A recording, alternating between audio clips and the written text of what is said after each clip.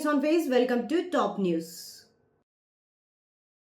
Rising global summit కు కార్గేకు ఆహ్వానం. రాష్ట్ర ప్రభుత్వం ప్రతిపక్షంగా నిర్వహించనున్న తెలంగాణ రైజింగ్ గ్లోబల్ సమ్మిట్ కు సీఎం రేవంత్ రెడ్డి స్వయంగా ఆహ్వానాలు అందజేస్తున్నారు. నిన్న సాయంత్రం ఢిల్లీకి వెళ్లిన CM Revanth Reddy deputy CM Bhatti Vikramarka, AICC chief Mallikarjun ఖార్గేను కలిశారు. సమిత్ ఆహ్వాన పత్రికను అందజేశారు. తెలంగాణలోని రాజకీయ ప్రతిపక్షాలపై వారు ఖార్గేతో చర్చించారు. ఇవాళ పార్లమెంట్లో ప్రధానమంత్రి నరేంద్ర మోదీని, అలాగే లోక్సభలో ప్రతిపక్ష నేత రాహుల్ గాంధీని కూడా సీఎం రేవంత్ రెడ్డి కలవనున్నారు. పవన్ కళ్యాణ్ పై మూకుమ్మడి దాడి. కాంగ్రెస్ లీడర్లకు కీ ఇచ్చేదెవరు? రాజకీయాల్లో ఏదైనా సంఘటనకు లేదా కామెంట్స్లకు రియాక్షన్ ఆలస్యమైతే దానికి కాలం తీరిపోతుంది.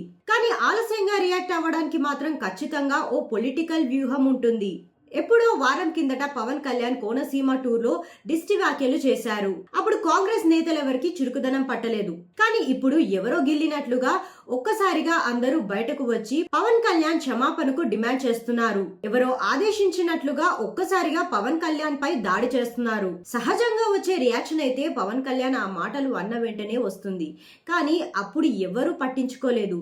అవంత సీరియస్ గా తీసుకొని రాజకీయం చేయాల్సిన మాటలు కాదని అనుకున్నారు.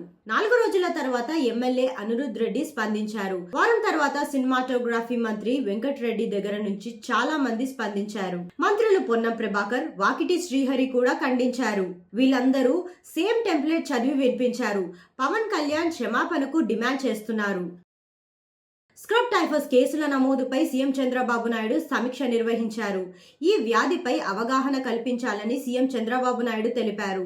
వ్యాధి తీవ్రత పెరగక ముందే చికిత్స అందించాలని కూడా సూచించారు. స్క్రబ్ టైఫస్ వ్యాధిపై ప్రజల్లో అవగాహన కల్పించాలని ముఖ్యమంత్రి చంద్రబాబు నాయుడు అధికారులను ఆదేశించారు. ఈ వ్యాధికి సంబంధించిన కేసుల నమోదుపై వైద్యారోగ్య శాఖ ముఖ్య కార్యదర్శి సౌరభ్ గౌర్తో రాష్ట్ర సచివాలయంలో ముఖ్యమంత్రి చంద్రబాబు నాయుడు నిన్న సమీక్షించారు. ఇటీవల విజయనగర జిల్లాలో స్క్రబ్ టైఫస్ బారిన పడి రాజేశ్వరి అనే మహిళ మృతి చెందిన తరహా ఘటనలు మరెక్కడ జరగకుండా చూడాలని ముఖ్యమంత్రి స్పష్టం చేశారు.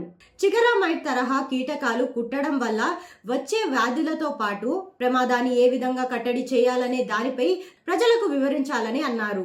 ఈ క్రమంలో చందక రాజేశ్వరి మృతికి సంబంధించిన అంశాలను ముఖ్యమంత్రికి సౌరభ్ గౌర్ వివరించారు.